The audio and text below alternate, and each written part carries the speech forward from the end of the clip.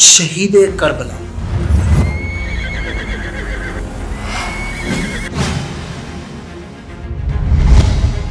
ہوا کی آواز، ریت پر چلتے قدم اور ایک قافلہ جو آہستہ آہستہ عراق کی طرف بڑھ رہا۔ لیکن اس قافلے کے ساتھ ایک عجیب بات ہے، اس کے مسافروں کو شاید ابھی معلوم نہیں کہ تاریخ انہیں کس مقام کی طرف لے جا رہی ہے۔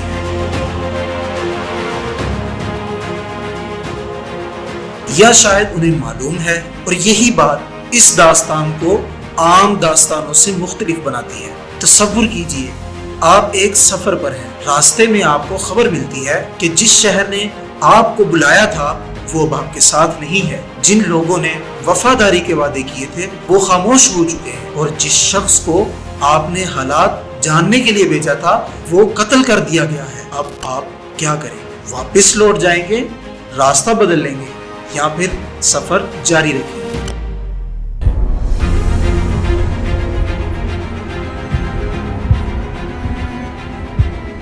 تاریخ بتاتی ہے 61 ہجری میں ایک عظیم شخصیت کے سامنے بھی یہی سوال کھڑا تھا، اور اس نے وہ فیصلہ کیا جس نے اسے تاریخ کا حصہ نہیں، تاریخ کی علامت بنا دیا۔ لیکن اس فیصلے کو سمجھے بغیر کربلا کو سمجھنا ممکن نہیں، کیونکہ کربلا کی کہانی 10 محرم سے شروع نہیں ہوتی، یہ اس دن بھی شروع نہیں ہوتی جب قافلہ کربلا پہنچا تھا، بلکہ یہ اس لمحے سے شروع ہوتی ہے جب اسلامی دنیا اپنی تاریخ کے ایک نئے دور میں داخل ہو رہی تھی۔ سن 60 ہجری اسلامی سلطنت اپنے وسعت کے عروج پر تھی۔ مشرق میں ایران کی سرحدیں، مغرب میں شمالی افریقہ، اور درمیان میں ایک ایسی ریاست جس نے دہائیوں میں دنیا کا نقشہ بدل دیا۔ لیکن تاریخ کا ایک اصول ہے، جتنی بڑی سلطنت ہوتی ہے اس کے امتحان بھی اتنے ہی بڑے ہوتے ہیں۔ اسی سال ایک خبر پورے عالم اسلام میں پھیلتی ہے، حضرت امیر معاویہ رضی اللہ تعالی عنہ کا انتقال ہو گیا۔ 20 سال سے زائد عرصے تک امت کی سیاسی قیادت سنبھالنے والی شخصیت اب اس دنیا میں نہیں رہی، اور اب اقتدار ایک نئے مرحلے میں داخل ہونے والا تھا۔ یزید حکمران بنتا ہے، بظاہر ریاست میں سب کچھ معمول پر تھا، فوج موجود تھی، انتظامیہ موجود تھی، گورنر موجود تھے، اور سلطنت بھی قائم تھی۔ لیکن کبھی کبھی تاریخ کے سب سے بڑے طوفان خاموشی سے جنم لیتے ہیں، اور یہی خاموشی اب مدینہ کی طرف بڑھ رہی تھی۔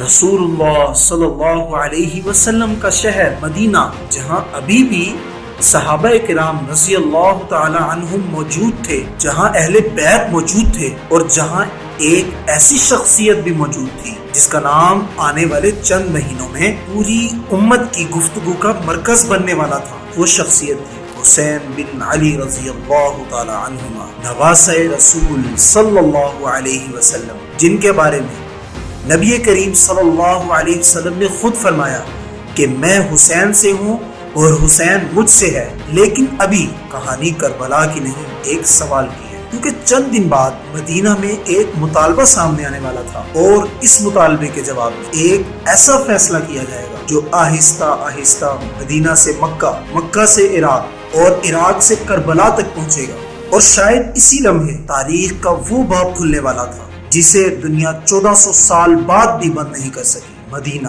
رسول اللہ صلی اللہ علیہ وسلم کا شہر، دن کے وقت پرسکون، لیکن ان دنوں اس سکون کے پیچھے بہت سے سوالات چھپے ہوئے تھے۔ شام سے ایک پیغام آ چکا تھا، اور اس پیغام کا مقصد واضح تھا کہ یزید کے حق میں اہم شخصیات سے بیعت حاصل کی جائے۔ بظاہر تو یہ ایک سیاسی عمل تھا، لیکن بعض اوقات ایک سیاسی فیصلہ صدیوں کی تاریخ پر اثر ڈال دیتا ہے۔ انہی دنوں حضرت حسین رضی اللہ تعالی عنہ کو مدینہ کے گورنر کی طرف سے بلایا جاتا ہے۔ رات کا وقت، خاموش فضا، اور ایک ایسی ملاقات جس کے اثرات آنے والی نسلوں تک پہنچنے والے تھے۔ تاریخی روایات کے مطابق اس ملاقات میں بیعت کا مطالبہ پیش کیا گیا، لیکن یہاں ایک اہم بات سمجھنا بھی ضروری ہے۔ اکثر لوگ کربلا کی داستان کو جنگ سے شروع کرتے ہیں، حالانکہ حقیقت میں یہ ایک فیصلے سے شروع ہوتی ہے۔ امام حسین رضی اللہ تعالی عنہ نے نہ اسی رات کوئی بغاوت کی، نہ لوگوں کو جمع کیا، نہ ہتھیار اٹھائے، نہ جنگ کا اعلان کیا، بلکہ انہوں نے فوری تصادم کی بجائے صورتحال کو سمجھنے کا راستہ اختیار کیا۔ اور یہی وہ مقام ہے جہاں تاریخ ہمیں رک کر سوچنے پر مجبور کرتی ہے۔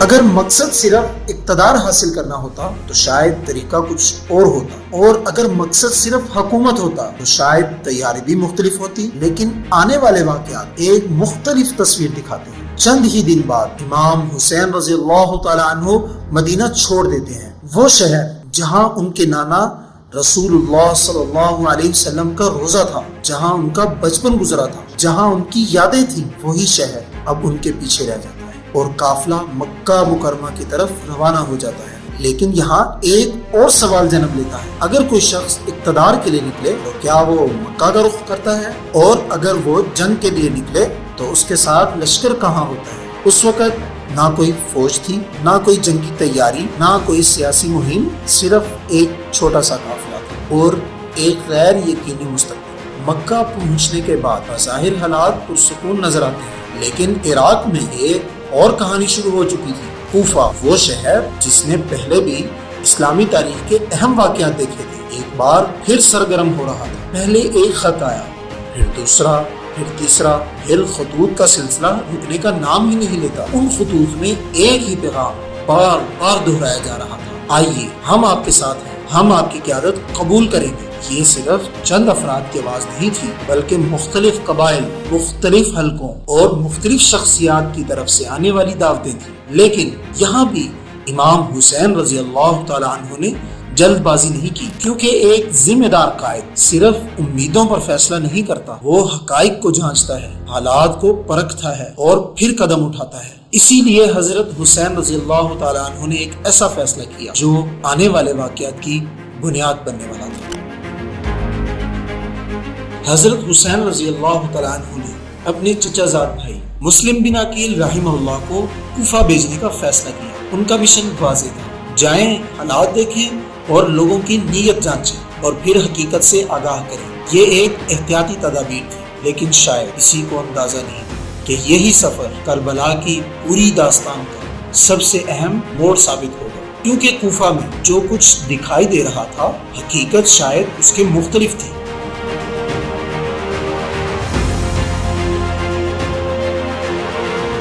اور چند ہفتوں کے بعد یہ فرق تاریخ کے سب سے بڑے المیوں میں سے ایک کی شکل اختیار کرنے والا تھا۔ اب مسلم بن عقیل کوفہ کی طرف روانہ ہو چکے تھے اور ان کے ساتھ کربلا کی داستان بھی اپنے اگلے باب میں داخل ہو رہی تھی۔ کوفہ، وہ شہر جس نے خطوط لکھے تھے، وہ شہر جس نے دعوت دی، اور وہ شہر جس کے فیصلے اب پوری داستان کا رخ متعین کرنے والے تھے۔ مسلم بن عقیل کوفہ پہنچتے ہیں اور ابتدائی منظر بالکل ویسا ہی تھا جیسا کہ خطوط میں بیان کیا گیا تھا۔ لوگ ان کے پاس آتے رہے، حمایت کا اعلان بھی کر رہے تھے اور بیعت کر رہے تھے۔ بظاہر تو کوفہ ابھی تک اپنے وعدے پر قائم دکھائی دے رہا تھا، شاید اسی لیے مسلم بن عقیل مکہ پیغام بھیجتے ہیں کہ حالات سازگار نظر آتے ہیں اور امام حسین رضی اللہ تعالیٰ عنہ تشریف لا سکتے ہیں۔ ناظرین، یہ پیغام اپنی جگہ ایک تاریخی دستاویز تھا، کیونکہ اس کے بعد واقعات تیزی سے آگے بڑھنے لگے۔ لیکن تاریخ کا ایک عجیب اصول ہے، بعض اوقات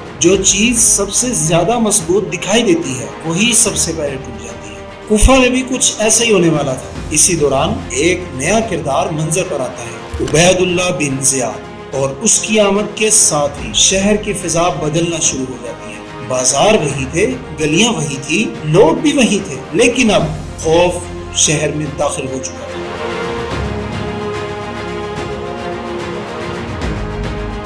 قبائلی سرداروں پر دباؤ ڈالا گیا، لوگوں کو نتائج یاد دلائے گئے، وفاداریوں کو آزمایا گیا، اور آہستہ آہستہ وہی لوگ جو کل بلند آواز میں حمایت کا اعلان کر رہے تھے خاموش ہونا شروع ہو گئے۔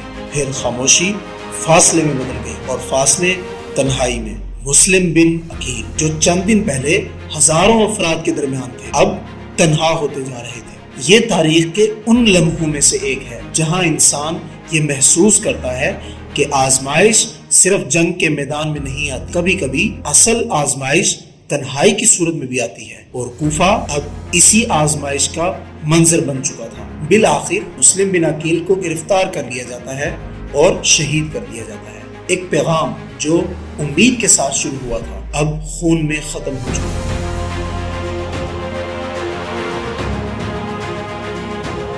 لیکن کہانی کا ایک اہم سوال ابھی باقی تھا، کیا امام حسین رضی اللہ تعالیٰ عنہ کو یہ خبر مل چکی تھی؟ اور اگر مل گئی تھی تو اب کیا ہوگا؟ ادھر مکہ میں بھی حالات اب تبدیل ہو رہے تھے۔ انہی دنوں امام حسین رضی اللہ تعالیٰ عنہ تک ایسی اطلاعات پہنچتی ہیں جن سے خطرات کا اندازہ ہونے لگتا ہے، اور پھر ایک فیصلہ کیا جاتا ہے، ایک ایسا فیصلہ جسے آج بھی تاریخ کے اہم ترین فیصلوں میں شمار کیا جاتا ہے۔ امام حسین رضی اللہ تعالی عنہ مکہ سے روانہ ہونے کا فیصلہ کرتے ہیں۔ اب قافلہ عراق کی طرف بڑھ رہا تھا، صحرا پھیلتا جا رہا تھا اور منزل قریب آ رہی تھی، لیکن راستے میں وہ خبر پہنچتی ہے کہ مسلم بن عقیل شہید ہو چکے تھے۔ کوفہ بدل چکا تھا اور حالات پہلے جیسے نہیں رہے تھے۔ اب یہی وہ لمحہ ہے جس پر پورے کربلا کا مرکزی سوال کھڑا ہے۔ اگر حالات بدل چکے تھے، اگر خطرات واضح تھے، اور اگر دعوت دینے والے ہی پیچھے ہٹ چکے تھے، تو پھر حسین رضی اللہ تعالیٰ عنہ واپس کیوں نہیں لوٹے؟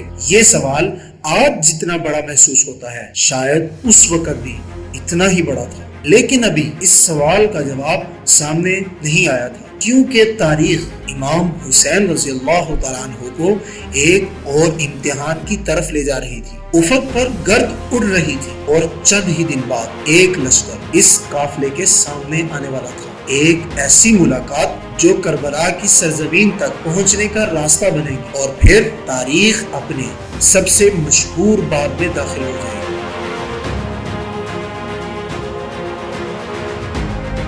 صحرا اب پہلے سے زیادہ خاموش تھا، لیکن اسی خاموشی کے پیچھے ایک طوفان چھپا ہوا تھا۔ امام حسین رضی اللہ تعالیٰ عنہ کا قافلہ عراق کی سرزمین پر آگے بڑھ رہا تھا، اور پھر افق پر ایک لشکر نمودار ہوتا ہے۔ یہ حر بن یزید تھے اپنے سواروں کے ساتھ۔ تاریخ کے عجیب ترین لمحات میں سے ایک لمحہ، کیونکہ دونوں فریق ابھی جنگ نہیں چاہتے تھے اور ابھی تلواریں نہیں نکلی تھی۔ یہاں امام حسین رضی اللہ تعالیٰ عنہ ایک بار پھر واضح کرتے ہیں کہ وہ کسی شہر پر حملہ کرنے نہیں آئے، بلکہ ان لوگوں کی دعوت پر آئے ہیں جنہوں نے بار بار خطوط لکھے تھے۔ لیکن اب حالات بدل چکے تھے۔ حکم تھا کہ قافلے کو نہ مدینہ واپس جانے دیا جائے گا اور نہ کوفہ پہنچنے دیا جائے گا۔ یوں قافلہ ایک ایسے راستے پر چل پڑا جس کی منزل اب کربلا تھی۔ 2 محرم 61 ہجری قافلہ ایک میدان میں رکتا ہے۔ نام پوچھا جاتا ہے، جواب ملتا ہے کربلا۔ شاید اس لمحے کسی کو اندازہ نہیں تھا کہ یہ نام صدیوں بعد بھی زندہ رہے گا۔ آنے والے دنوں میں مزید لشکر پہنچتے ہیں اور حالات سخت ہوتے جاتے ہیں، لیکن ایک بات اکثر لوگوں کی نظر سے اوجھل رہ جاتی ہے۔ کربلا میں صرف جنگ نہیں ہوئی تھی، کربلا میں مذاکرات بھی ہوئے تھے۔ امام حسین رضی اللہ تعالیٰ عنہ نے مختلف تجاویز پیش کی تھی۔ انہوں نے یہ خواہش ظاہر کی کہ انہیں واپس جانے دیا جائے، یا کسی سرحدی علاقے کی طرف جانے دے دیا جائے، یا معاملہ براہ راست حل کیا جائے۔ لیکن حالات اب اس مقام پر پہنچ چکے تھے جہاں فیصلے میدان کے باہر نہیں ہونے تھے۔ ادھر محاصرہ سخت ہوتا جا رہا تھا اور ادھر قافلے پر دباؤ بڑھتا جا رہا تھا۔ پھر طلوع ہوتی ہے 10 محرم کی صبح، وہ صبح جسے تاریخ عاشورہ کے نام سے جانتی ہے۔ وہ صبح ایک طرف جسے تاریخ تھی عاشورہ، دوسری طرف عزم، ایک طرف طاقت تھی تو دوسری طرف اصول، اور اب وہ لمحہ قریب آ چکا تھا جسے صدیوں تک یاد رکھا جانا تھا۔ امام حسین رضی اللہ تعالیٰ عنہ کے ساتھی ایک ایک کر کے میدان میں اترتے ہیں۔ وہ لوگ جو جانتے تھے کہ واپسی کا امکان بہت کم ہے، مگر پھر بھی اپنے قائد کا ساتھ نہیں چھوڑتے۔ پھر اہل بیت کے نوجوان میدان میں اترتے ہیں اور تاریخ قربانی کے نئے باب لکھتی ہے۔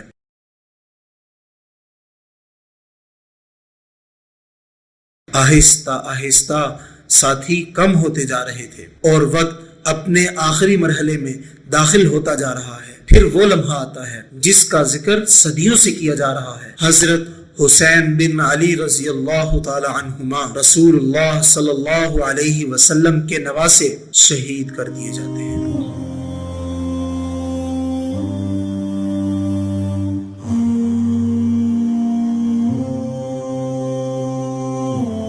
اِنَّا لِلَّهِ وَإِنَّا إِلَيْهِ رَاجِعُونَ۔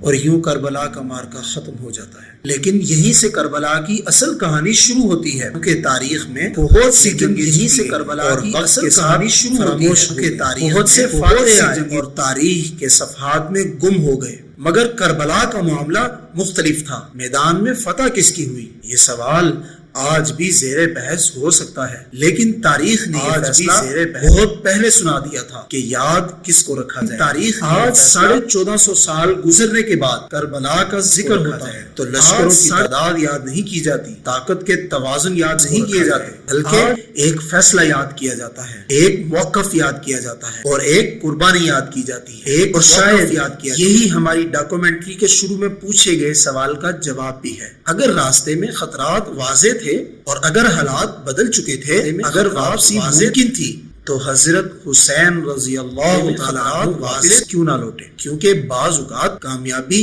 منظر تک پہنچنے کا نام نہیں ہوتی، بلکہ حق سمجھ کر اپنا فرض ادا کرنے کا نام نہیں ہوتا۔ کربلا ہمیں یہ نہیں سکھاتی کہ طاقت ہمیشہ تک پہنچنے کا، کربلا یہ سکھاتی ہے کہ اصول کبھی کبھی جان سے زیادہ قیمتی۔ کربلا یہ یہی وجہ ہے کہ عاشورہ کا وہ دن تاریخ کا ایک واقعہ، یہی وجہ ہے ایسا پیغام جو 1450 سال بعد بھی زندہ ہے اور یقیناً قیامت تک زندہ رہے گا۔ تو ناظرین، کربلا ایک تاریخی واقعہ نہیں بلکہ ہر دور کے انسان کے لیے ایک آئینہ ہے۔ یہ ہمیں یاد دلاتی ہے کہ حق اور باطل کی کشمکش صرف میدان جنگ تک محدود نہیں، دور کے روزمرہ کے زندگی کے فیصلوں میں بھی جاری ہے۔ میدان جنگ تک سچ بولنے کی قیمت روزمرہ کے زندگی کے فیصلوں میں مفادات میں سے کسی ایک کو چننا، جب ظلم کے ساتھ مفادات میں سے کسی ایک حق کے ساتھ کھڑے ہونے کا وقت آئے تو کربلا ہمیں راستہ دکھاتی ہے۔ اگر ہماری اس ڈاکومنٹری کے بارے میں آپ کے ذہن میں کوئی سوال پیدا ہوتا ہے تو کمنٹ میں اس کو لازمی ڈسکس کریں۔ آپ کے ذہن میں کوئی سوال پیدا ہوتا ہے تو